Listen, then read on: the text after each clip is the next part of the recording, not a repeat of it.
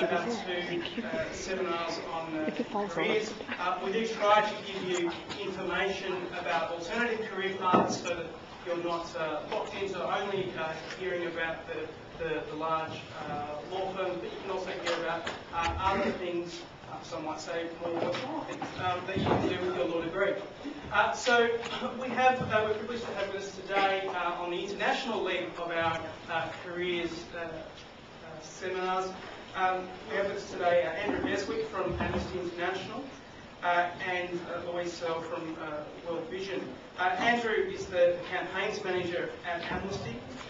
He originally studied computer science and electrical engineering, but has been working with various grassroots campaigning organisations for quite a long time now, through the Wilderness Society, through Plan International, and started with Amnesty in 1997, starting with Candle Day and now running the place as the campaign.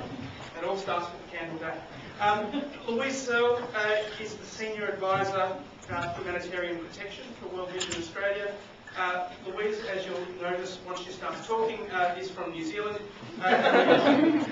She worked as a registered nurse originally, so you can see how it doesn't necessarily all start on a well-planned path from law school through to advocacy and so on. And we have a computer engineer and nurse here today.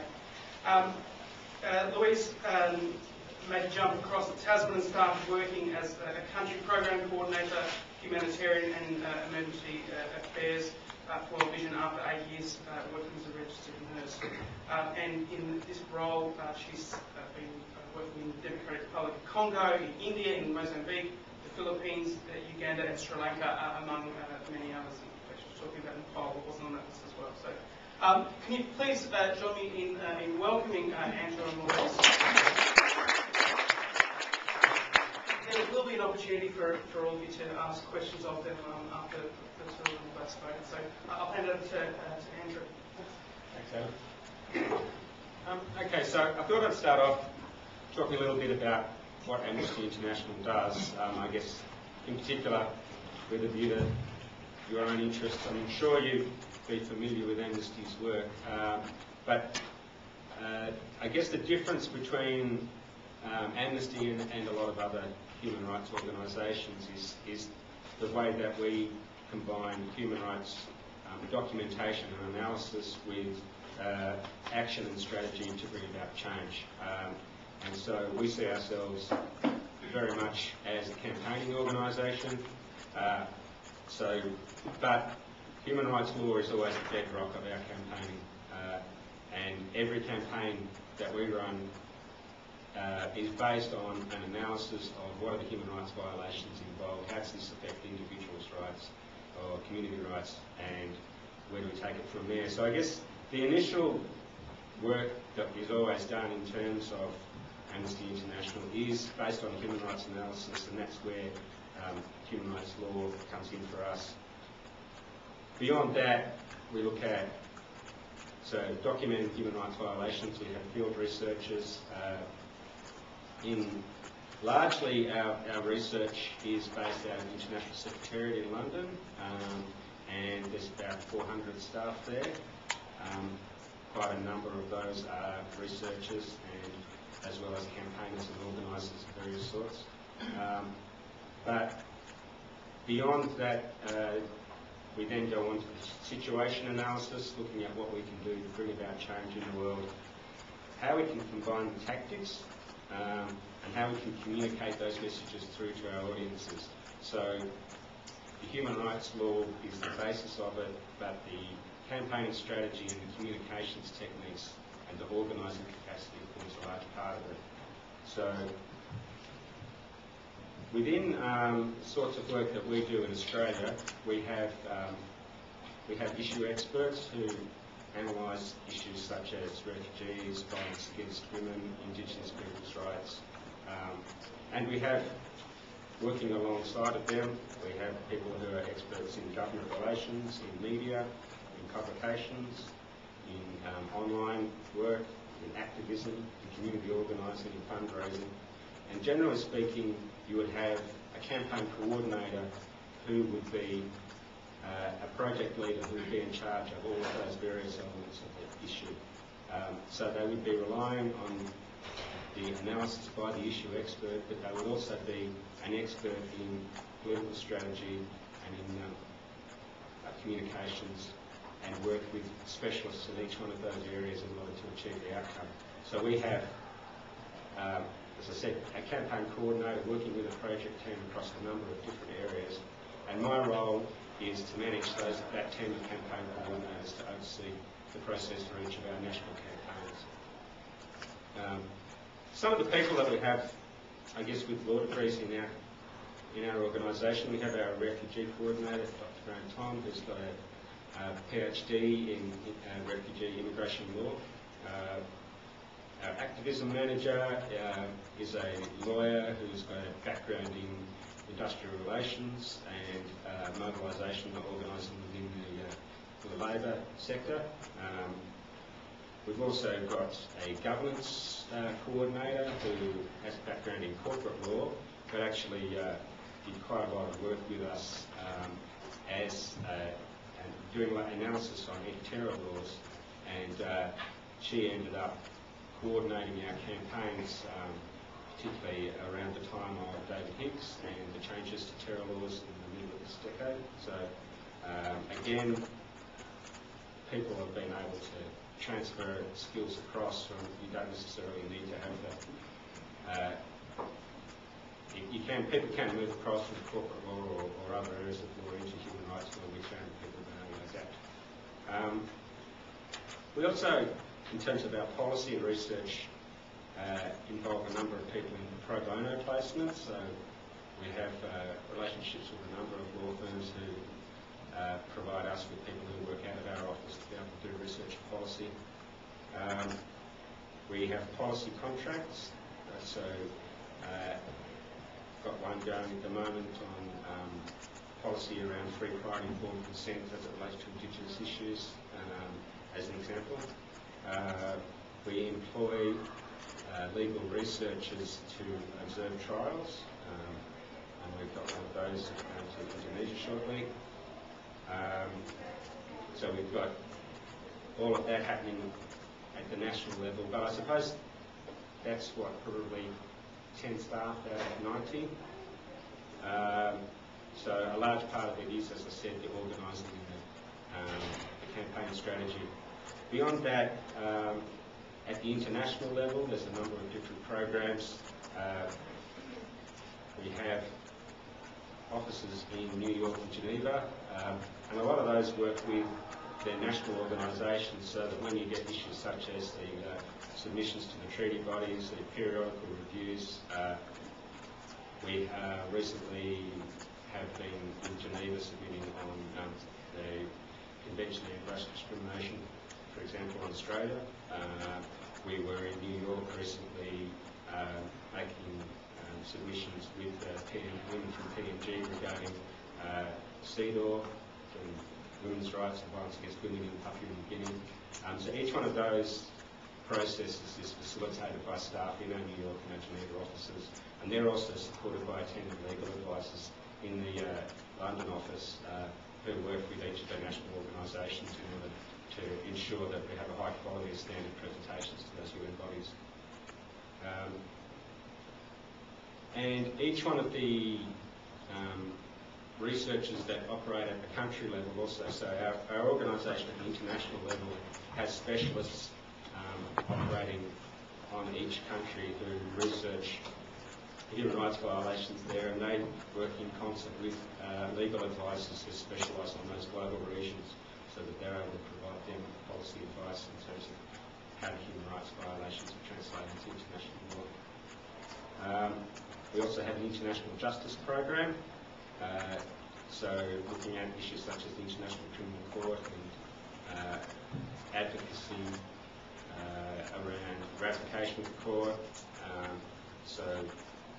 ratification of the ICC convention. So that's a fairly, again, it's an activist issue, but it's also a human rights analysis. And then we have specialist legal advisors around issues such as gender. I think that's quite close to our gender advisor. We work quite closely with the Violence Against Women campaign.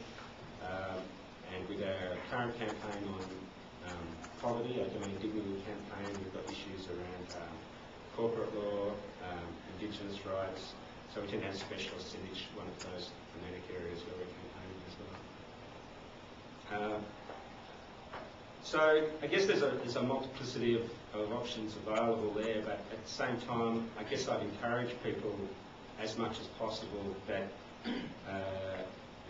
what we're generally looking for when you're working for an organisation like Amnesty International is beyond a knowledge of the law is an understanding of social change processes, and generally you're going to be looking for somebody who's got an experience in advocacy at some level, in being involved in community organisations, who's been prepared to speak out, who's been prepared to get involved, and I think that really does make a difference in terms of if you want to work in human rights advocacy, you need to be able to demonstrate that you've been able to put in the yards in the community. We do have a lot of people coming to us who have very impressive human rights law credentials.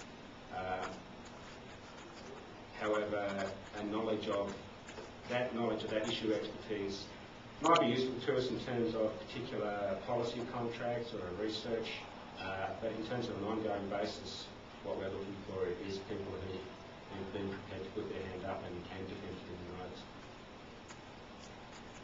rights. Yeah, so my own background actually, as Adam said, was not as a lawyer. I learnt campaigning through working in the environment movement. I used to go out and organise demonstrations and got involved. I did get involved in the odd court case here and there in terms of running things like forest campaigns, and I just get myself arrested once. But by and large, I guess it's a process of understanding the political process, understanding what it takes in order to bring about social change. Learning social change theory is incredibly valuable in terms of human rights advocacy, and then being able to utilise those skills in terms of working with other people, building coalitions with other organisations, so getting networking skills is incredibly important, and having an understanding, as I said, of the political process. So I guess that's me, and that's what we do. Is there anything else you want to add on to that? Well, you look at the question and ask what you want to do.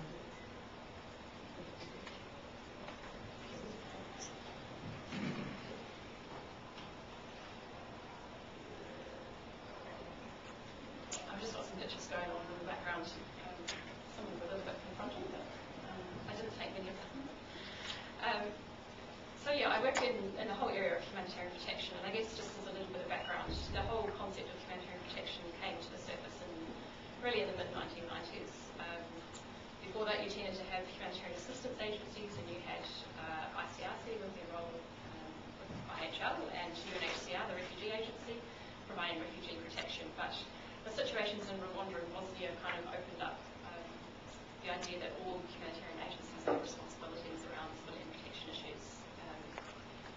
And so when we talk about protection, we're really looking at issues around violence or threat of violence, around coercion and exploitation, around deliberate deprivation, denial of subsistence or humanitarian assistance, neglect and discrimination within the context of humanitarian settings or protracted displacement. And that's very much grounded in human rights, really based IHL, human rights law and refugee law are the basis of humanitarian protection work. So we use this kind of a risk framework approach, so we look at, in terms of our context analysis, look at who or what is the threat. We look at who is vulnerable and why they're vulnerable, what exposes people to harm. And then we look at community capacities, so what are communities already doing to protect themselves? How can we then devise strategies along with communities to try and strengthen their existing positive capacities and mechanisms. We can then work out how we can actually try and decrease the threat, target activities to do that, and also reduce exposure to harm. So my role is really as a technical advisor. I'm based in Australia, but I spend up to the bad year 6 months travelling, depending on how you look at it. And I provide direct support to the field. So a lot of the work I do is around training, first of all, and how to analyse and respond to protection issues in the legal framework. I spend a lot of time with communities doing protection assessments, so identifying issues, and then supporting our field staff to respond to that, whether it's just by adapting existing assistance programs. So if we have, a lot of the time people are exposed to harm when they're going about their day-to-day business, particularly in a conflict area. So a lot of our assistance programs are about those day-to-day activities, whether it's accessing food, livelihoods, markets, water and sanitation kind of projects. So part of what we do is look at how can we adapt the design and implementation of our existing projects, but then also looking at whether we need to develop what we call standalone protection initiatives to try and reduce the harm that people are exposed to. So as I mentioned, I've done a lot of the work I've done has been in Eastern Congo. I was there in 2008 and set up World Vision's protection work there, and returned in April this year for a month to review the program and go back to communities. So did some really interesting work. I was talking to these guys a bit about it at lunch, around really community perceptions of safety and security and how that's changed over time compared to 2008 to now, and what are the things that have changed, both in terms of external contextual changes, but also what's been going on in our protection program and our agency activities that have actually impacted and improved people's protection. So I also do a bit of policy work. It's not all field and training work. So I've done, in particular, developed World Vision International's policy on responsibility to protect doctrine, which has just been finalised. A little bit of work. Occasionally, if I've worked in a particular context, then we also do submissions to the treaty monitoring bodies, particularly on issues affecting children. It's World Vision's child focused. And then again, some advocacy work around the ICC as well. So I get involved in all sorts of things. In terms of how I got there, as I mentioned, I graduated first of all as a nurse in New Zealand and worked there in a range of roles, and ended up working in emergency work, and then moved into public health. And I worked in the Māngere Refugee Resettlement Centre in Auckland, which is the refugee reception centre for refugees resettling in New Zealand, where people would come for about 6 weeks when they first moved to New Zealand to get orientation to life in New Zealand, learn how to use a bank card. And I worked in the public health unit where we did public health screening. I also, in 2001, it took on a dual function centre as the detention unit for detained asylum seekers. That was during the Tampa crisis. So for 3 years I worked with as a nurse for detained asylum seekers. So I got very interested in, I guess, the linkages between health and human rights and mental health. I then studied international development, did a postgraduate degree in development studies. So that's where I learned a lot of the project management skills that ended up getting me my first job in World Vision as a program officer. So in that role, I was really responsible for program cycle management from fundraising, not active fundraising, but through grant applications, assessment, design of projects, monitoring, evaluation. I was employed there in 2005 following the tsunami, so spent the first few years mainly in Sri Lanka and Indonesia, went to Myanmar. And then I got very interested in this whole idea of human rights and how we can look at protection issues. So then I started studying here at Monash, and I'm in my final semester of my Master of Human Rights Law. So I'm not bad either. I think that in terms of, I think it is very difficult to get into international humanitarian work, but once you're in, it's very easy to have a career path from there. So in terms of getting there, I think that the best things to do are, first of all, most of our entry-level positions, or people already have a master's degree, so I think postgraduate study. Fluency in a second language, particularly French, Spanish or Arabic, is very helpful. I think most people volunteer, and it's clear we didn't get the aid person speaking today, because I think we have a lot of people that have spent time overseas volunteering or internship programs, even if you can do an internship as part of your degree, and I certainly know there's opportunities at Monash and at uni as well. And then experience actually living and working overseas is also very helpful. think there's some realities that are worth thinking about. It is very exciting. Not everyone gets to wear a bulletproof vest to work. Sometimes I do. But there are also realities around living overseas. When you are overseas, in certain contexts, you're often living in a team house with people you wouldn't necessarily choose to live with. Some of them are great. Often there's a curfew imposed, so you're actually quite restricted in terms of your own personal freedom and movement. The food can be terrible. And there are personal security issues that we do our best to be more prepared for, but they do exist. From working in human rights in a humanitarian agency, I mean, obviously a key difference between Amnesty and World Vision is that we're an operational humanitarian and development agency as well, and sometimes there's a balancing act that goes on between speaking out about human rights abuses publicly and needing to actually maintain humanitarian space or our connection with communities. But that doesn't mean that we ignore human rights abuses. It means that we might respond to them differently than what an agency who has the ability to speak out. And one of the areas that I think is very interesting is the way in which humanitarian agencies can connect better with agencies who are able to then draw international attention to issues. I think sometimes there is a bit of a disconnect, even though, yes, I get to travel a lot, and I do. I mean, a big part of my job is going to talk to people in communities, and so I'm not just reading project reports, but understanding perspectives of our work. But it can seem a little bit disconnected at times. Certainly, having come out of a nursing background, where if you really do actually want to work with people and be able to see the impact and difference that you yourself are making, it's very different to I guess my nursing background. And I think if you end up in a legal role where you actually have the opportunity to do case management, and I think that is probably a lot easier to see. I think, I mean, ICRC, UNHCR certainly have opportunities for people with all backgrounds. Norwegian Refugee Council is a good example of an international NGO. They do a lot of work around legal assistance programs, rule of law and access to justice. So there are certainly opportunities there. So that's probably enough of an introduction. I'll open up to questions for rather than using a point or vote. About their work, about how they got where they are. Can I just ask you, quite often you'll use acronyms that we're not familiar with. So what were the organisations you were just referring to?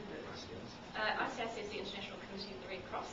Right. So mandated by the Geneva Conventions for their role around protection of civilians and people no longer will not participating in armed conflict. UNHCR is the UN Refugee Agency, so they have a particular role around refugees, but also have a coordination role in disasters, particularly conflict-related disasters around internal displacement. And then I mentioned Norwegian Refugee Council. They're quite a small NGO, but they do a lot of really good work around legal assistance programs.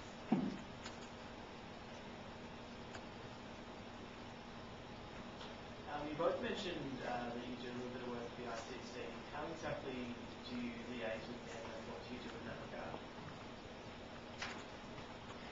Well, I mean, from our point of view, one of the main issues for us is ensuring that there's a wider ratification. So as a campaigning organisation, what we're predominantly interested in is ensuring that the ICC gets as broad support as possible. So that's more of a political exercise, really, in terms of working, lobbying state governments to actually ratify the treaty. From World Vision,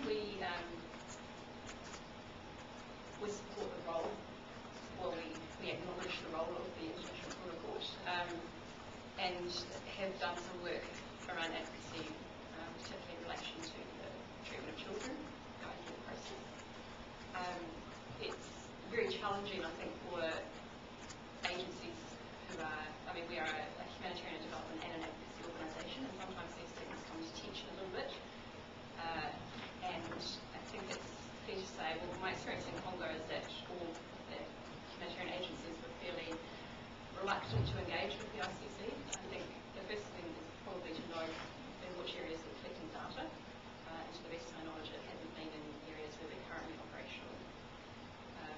we haven't had any experience to date of any communication with ICC Prosecutor's Office. But I think we're needing to formulate a policy around that, because I think there are, obviously the ICRC are exempt, I believe, but they're the only agency it is. So we probably need to do some thinking around that. But it makes it very difficult. I mean, we can't suddenly, if we want to remain operating in North Sudan, we're not going to be talking about the ICC publicly. We want to maintain our programs of actually having access to populations who otherwise would get there and would not have any kind of protection monitoring situation. You mentioned the World Vision that the no pathway in is at least a master's degree in a second language as well. Is that true for Amnesty as well? And is it a bit easier if you start off as a volunteer or an intern? I think it depends. I think for the international researchers, you would normally expect postgraduate, and a second language would be a requirement for most countries where we operate. In terms of the work that we do in Australia, certainly I know that we have a number of ex-interns on staff. People who excel in the intern program are sometimes, appointed to staff roles, but I have to caution you that there's a lot of people that go through those intern programs that don't end up working there. So at the same time, it can be a very useful experience in terms of, and generally speaking, it will go on the CV in any case. But it's a, and we have a lot of interns that work in our refugee program. We do casework with refugee clients, people who are appealing their decisions, and that can be quite an interesting and engaging process to work one-on-one with individuals. And we have a number of other interns that work on policy work or assist with the campaigns in one form or another. So depending on your interests, we can generally slot you in one way or another. In terms of language, I mean, generally a certain language would be a preferred criteria, but in certain portfolios or country portfolios it would be essential. So, for example, Congo would be one, and Haiti where French would be essential, and all of Central and Latin America would be essential. We also have an intern program which has been running now for 3 or 4 years. Most of us joke that if we had to get a job that way, we probably wouldn't be employed. Because it's a tough process. We get more than 500 applicants for 3 positions, and it's a fairly rigorous process. But people do get through, and it's essentially the first year. Well, we have one in our policy advocacy team, one in our development team, and one in our emergencies team. And generally speaking, we spend the first year in Australia, and although the emergency team we usually our interns just come back from 8 weeks in Haiti, so we do see them quite soon. And then the second year is full-time in a field office location. People have been based. Oh, and our policy one actually had 4 rotations, so we spent 3 months each in Jakarta, Cyprus, which is where our Middle East and Eastern Europe offices, New York, and other place. So, I mean, there are opportunities. And they would be generally preferred criteria, but given the volume of applications that do come through, generally it would be a requirement. I think though that having a law degree actually is probably an advantage. I think everybody now has a Master's in International Development. It's almost I shouldn't say it's nothing degree. But it's a very generic degree, and a few years ago public health was something that made the CV stand out. Now a lot of people without a health background doing public health. So I think that having a law background does provide you with an edge. But a lot of it will come down to your existing experience overseas. I was kind of interested in commenting just briefly about the grad program at World Vision and how that's introduced to the intern program that you have and what kind of things. Oh, no, it's the same thing as the graduate intern program. Okay, so you're going to take 3 people. It's 3, yeah. Right. Unless I've changed it, I'm not sure, but yeah. If you want details, go into worldvision.com.au and just follow the links through to the graduate intern program. They're usually a call for interns around the end of the year, when they start.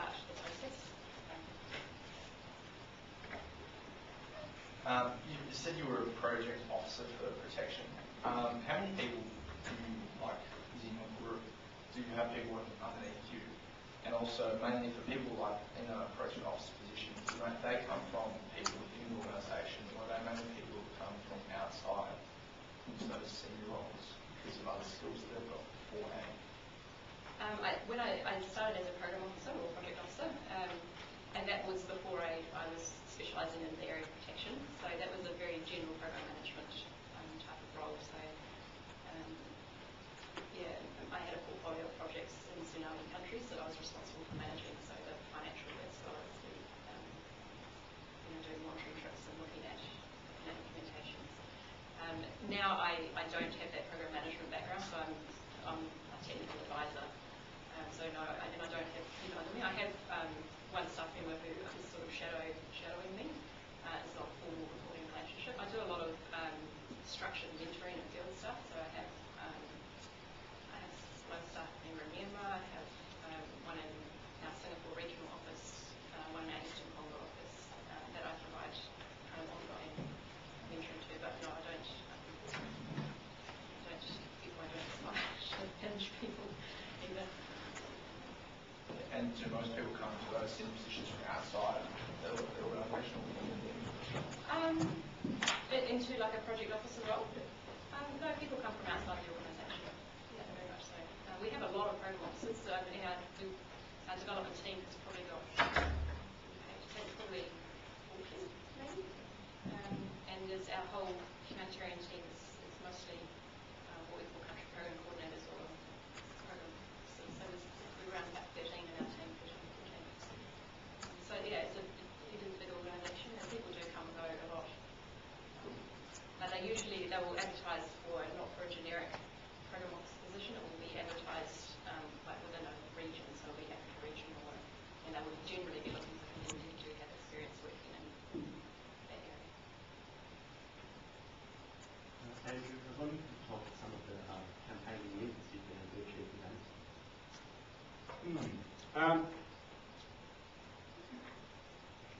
Well, the winds come and go a bit. With the refugee campaign, for example, which we've been working on since 2004, we were able to achieve quite a few reforms, particularly the early days of the Rudd government. We were able to see the end of TPVs, the turnover of the Pacific solution, changes to work rights. We've seen movement in issues such as complementary protection, so it's protection for people who don't fit the strict refugee convention definition.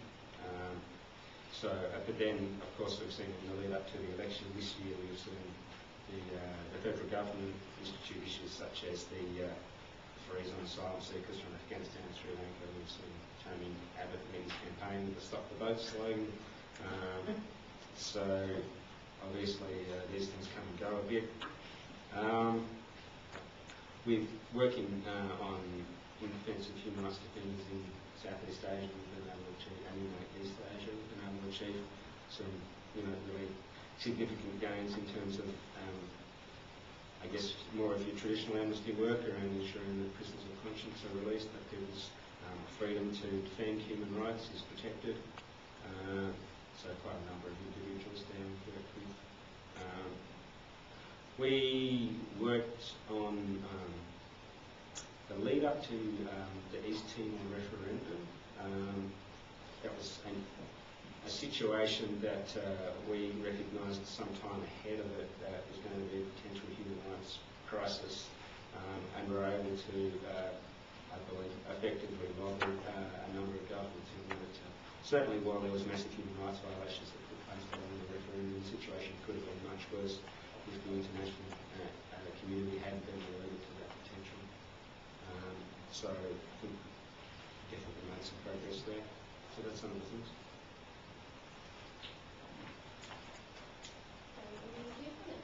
About successful life if you drive, and you said on the good or bad news depending on how you feel. If you travel for up to 6 months of your life? It's incredibly difficult, and I think it's also very difficult if you live overseas in humanitarian settings. A lot of posts are unaccompanied, and I think it definitely impacts. This year, I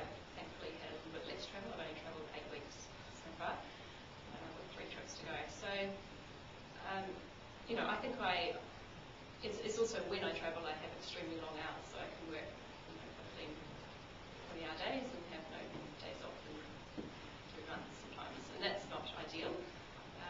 But I think you have to find ways of keeping healthy. But things like I said, when you're under curfew, it's often very difficult for a woman to exercise. You can't just put on your running shorts and get out there. But I think these things that they do actually have an impact on your life, and I usually try and work. I have a very flexible boss. My manager is really good, and I think that we have policies around time and lieu of travel, but it is difficult. I think it's quite difficult to do that level of travel and maintain any kind of social relationships here in Melbourne. It's definitely a challenge. I think in our development teams they work slightly less and more, probably a maximum 12 weeks a year, travel spread out over the 12 months. And mine has been a little bit crazier than usual because I've had a couple of secondments to our head offices as well. But it's definitely something that I think you have to be, you can't just assume that it's not going to be a problem. I think you actually have to actively manage it on an ongoing basis or things can slip by, for sure. It's probably true across the board with not-for-profits, actually. I told the media manager yesterday I was having a day off on Friday, and he said, "You're never going to call you anyway." So they call you anyhow. Louise, can I ask you, what is the role of Christianity in the well-vision workplace? Well, it's a Christian humanitarian and development and advocacy organisation, so it informs the philosophy of our approach in terms of social justice. We have very strict policies against proselytisation, and that's throughout. We employ people of different faiths. Obviously, in Australia, we have to comply with Australian rules and laws here. But in many of our field offices, we do the same. So somewhere like Searle, where we have probably 50/50 Muslim and Christian. So people have to be comfortable with the core values of the organisation, which are around poverty reduction and justice. And it plays a role in terms of the way in which staff relate. It's a very open environment, particularly in Australia. We do there's a lot of kind of ideas around interfaith dialogue and also moving those sorts of ideas. And I think in many countries, faith organisations and churches provide huge support to communities. So certainly in areas like Southern Africa, we do a lot of work with churches who are trying to reduce stigma around HIV, for example, because church leaders can be very influential. So certainly we have recognise those sorts of institutions as really important partners at the local level. Archer would be another good example. Over 500 Muslim staff, so it's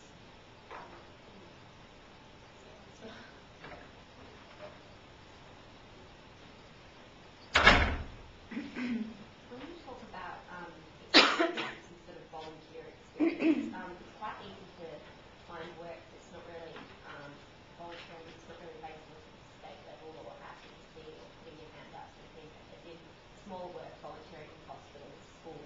Is that also considered relevant in looking for? It is. I think definitely it helps. I think,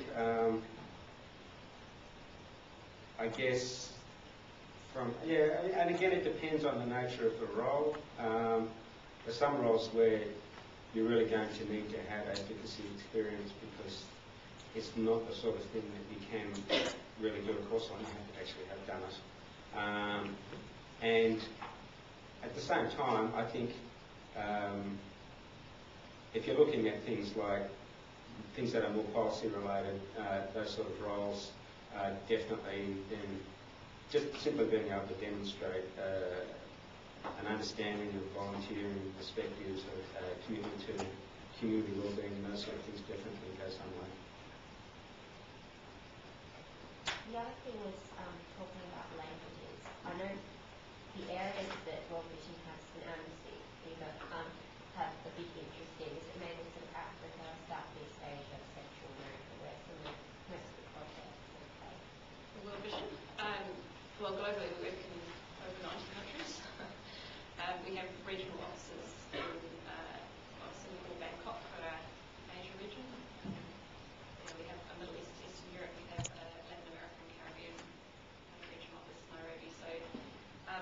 Australia, we work not in every country, but we work in every region at the moment. So we're in the Pacific as well. The spread is right across. And for us, yeah, it is really every country in the world. We would have some form of representation in about 150 countries. So. And I guess in terms of learning a language, I think the thing is that it's really what people are going to be looking for is what's your passion and where are you coming from. It's not just about learning a language, it's about understanding the culture, about working with communities. That's a very important part of field research with Amnesty International. You need to be able to go out there and immerse yourself in the environment and be able to work with local people.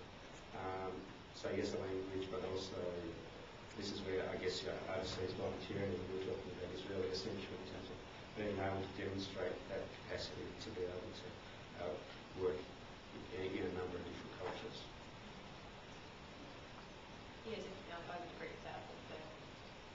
So much of our work is about being able to communicate across cultures and environments that are very different to Australia. And so if you know, and I had come from, I think that's one of the reasons I was able to transition from working in refugee resettlement into this kind of work. I spent 3 years every day working across cultures and then communicating with people with English as a second language and through interpreters. And so any of that kind of experience will be useful. And to a certain extent, it's transferable from one context to another. It's about being adaptable.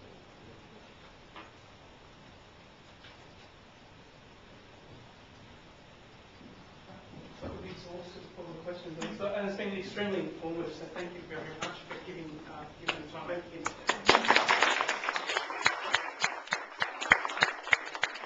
I'll hand over shortly to the LSS who jointly sponsored this segment to executive formal thanks. But before I do that, I just wanted to remind you of 2 other things that will be relevant to the Castan Centre are doing. The first of those is that tonight at 6 o'clock, from 6 till 7:30 in this same room in L5, there will be a International Humanitarian Law and the Young Lawyer seminar run by the Red Cross, so you'll be able to hear about involvement that you can have with the International Criminal Courts and tribunals and internships and other things to do with the Red Cross and IHL, so that's something else worthwhile coming along to.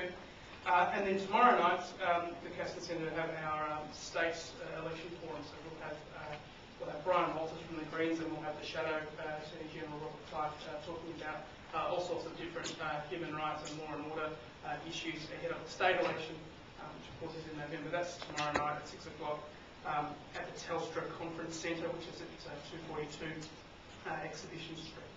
So you're all welcome to come along to that as well. We, of course, did have someone today from the Australian Youth Ambassadors for Development program who was scheduled to come along.